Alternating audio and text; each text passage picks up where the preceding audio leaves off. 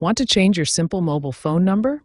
You have two main options: getting a new number or porting in an existing one from another carrier. Getting a new number is quick and ideal for privacy resets. You'll lose your old number, but it's immediate. Porting, on the other hand, lets you keep your current number when switching from another provider, avoiding disruption to your contacts. This is useful for retaining your existing contacts and your phone number, though this process can take time. Here's a quick comparison between the two options. To get a new number, start by logging into the Simple Mobile app or website. Next, choose Change Number, and then select Get New Number from the options. Pick your preferred area code from the available options. Confirm your selection, and the new number activates almost instantly.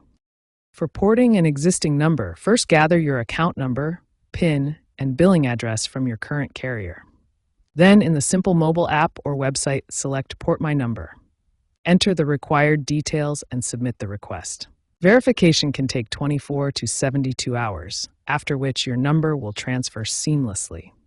Remember, as of September 2025, getting a new number is free, while porting incurs a $10 one-time fee unless you're in the loyalty program. Also, make sure your device is compatible with Simple Mobile.